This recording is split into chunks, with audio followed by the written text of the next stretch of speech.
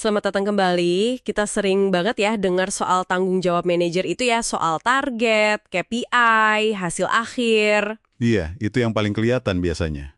Nah, tapi hari ini kita mau coba gali lebih dalam nih satu aturan dari buku The Rules of Management karya Richard Templer, aturan ke-102. Sadarilah tanggung jawab Anda. Menarik. Sadarilah tanggung jawab Anda. Sumber kita kutipan dari buku ini, panduan praktis lah ya buat manajemen. Misi kita sekarang, coba bongkar makna tanggung jawab ini. Ternyata kayaknya lebih luas dari sekedar angka di laporan. Oke, siap. Aturan 102 ini tuh kayak membuka tirai gitu, Li. Nunjukin ada dimensi tanggung jawab manajerial yang mungkin sering kelewat nih di kesibukan kita sehari-hari. Betul, betul. Bukan cuma soal tim kita aja, tapi juga efek dominonya gitu yang lebih besar. Coba kita mulai dari fondasinya dulu ya, tanggung jawab ke tim. Apa nih yang paling nonjol di sini menurut Anda? Yang paling fundamental di sini, ya, penekanannya itu ke kesejahteraan dasar tim. Jadi ini udah melampaui target performa semata. Oke, Templar tuh ngingetin soal tanggung jawab, pastiin tim Anda aman. Aman secara fisik ya, terhindar dari bahaya, alat kerjanya layak, lingkungan kerjanya sehat. dasar banget ya kedengarannya. Iya, mungkin kedengarannya dasar, tapi ini seringkali jadi titik awal kepercayaan dan rasa aman psikologis loh. Kalau fondasi ini nggak ada, ya susah bangun tim yang solid. Bener juga. Ini bukan cuma soal checklist K3 atau formalitas, tapi inti dari kepedulian seorang pemimpin gitu. Iya, kepedulian yang jadi dasar. Nah, selain tim nih, aturan ini juga narik perhatian kita ke aspek lingkungan.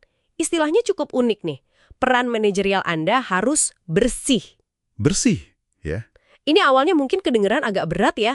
Kayak, wah mesti jadi aktivis lingkungan nih kita. Haha, ya, bisa jadi mikirnya gitu. Tapi Templar nyajinya lebih membumi sih. Intinya itu prinsip do no harm, jangan merugikan. Oke, jangan merugikan. Maksudnya gimana tuh praktisnya? Ya, bukan berarti Anda harus langsung mimpin demo selamatkan hutan, gitu ya. Tapi lebih ke kesadaran aja di keputusan sehari-hari. Contohnya? Mungkin dengan nanya ke diri sendiri, proyek baru ini ada limbah perlu nggak ya?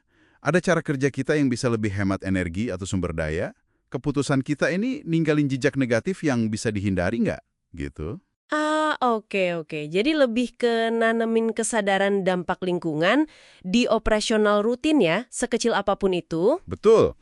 Jaga peran Anda bersih itu artinya ya mastiin Anda nggak secara aktif nambah kerusakan. Jadi bersih itu lebih ke kesadaran aktif buat nggak nambah masalah.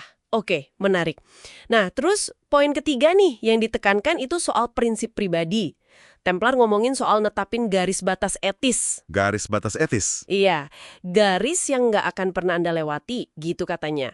Yang bikin saya mikir nih, bukanlah di dunia nyata, apalagi bisnis, sering ada tekanan buat, ya fleksibel dikit lah sama aturan atau prinsip demi hasil. Nah, justru itu ujiannya kan? Iya juga ya. Templar nekenin pentingnya garis batas ini justru pas ada tekanan. Prinsip pribadinya tuh kayak kompas moral Anda sebagai manajer. Kompas moral. Apa artinya jangan merugikan buat Anda secara personal?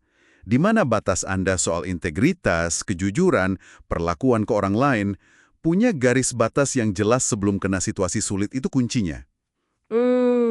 Benar. Disiapin dulu ya. Iya, karena kalau udah kelewat sekali aja batas itu, mungkin demi untung jangka pendek, itu bisa ngerusak kepercayaan sama reputasi Anda permanen loh.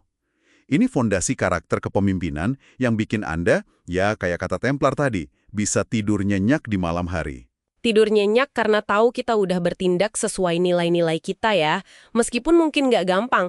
Oke, jadi apa artinya semua ini buat Anda yang lagi dengerin? Artinya, lingkup tanggung jawab Anda sebagai manajer itu berlapis-lapis. Berlapis ya. Mulai dari kesejahteraan dasar tim Anda, terus kesadaran soal dampak lingkungan dari tindakan Anda, sampai kepegang teguh integritas pribadi Anda. Pertanyaan reflektif dari buku ini jadi relevan banget. Bisa nggak Anda taruh tangan di dada dan bilang peran manajerial Anda bersih? Udah kepikiran belum semua lapisan tanggung jawab ini?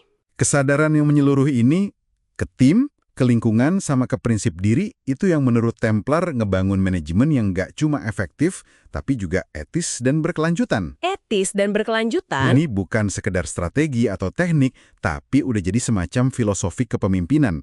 Ngambil tanggung jawab penuh, itu artinya ngelihat lebih jauh dari sekedar target kuartalan, mikirin dampak jangka panjang dari tiap keputusan. Jadi kayak pergeseran peran gitu ya. Tas. Oke, jadi kalau kita rangkum nih, aturan 102 ini, tanggung jawab manajerial itu spektrumnya luas banget. Luas, betul. Ini soal jaga tim Anda biar aman, sejahtera. Terus mastiin operasional kita nggak ngerusak lingkungan sekitar. Dan yang paling krusial, punya dan mempertahankan prinsip etis yang jelas. Terutama prinsip dasar, jangan merugikan. Ini soal integritas dalam tindakan. Nah, sebagai pemikiran penutup nih, buat Anda bawa pulang, coba bayangin sejenak deh. Oke? Kalau aja setiap manajer, ya, di tiap tingkatan, dalam setiap keputusan yang mereka ambil, dari yang gede sampai yang kelihatan sepele, itu benar-benar megang teguh prinsip jangan merugikan ini. Secara sadar, gitu ya, ngejaga kebersihan peran mereka dari dampak negatif. Kira-kira nih, Kira-kira apa tuh? perubahan positif kayak apa ya, sekecil atau sebesar apapun itu, yang mungkin bakal kita lihat di tempat kerja kita, dan bahkan mungkin, ya, di dunia sekitar kita. Sebuah pertanyaan yang dalam banget dan layak direnungkan ya. Terima kasih sudah menyimak pembahasan kita kali ini. Terima kasih. Sampai jumpa di eksplorasi kita berikutnya.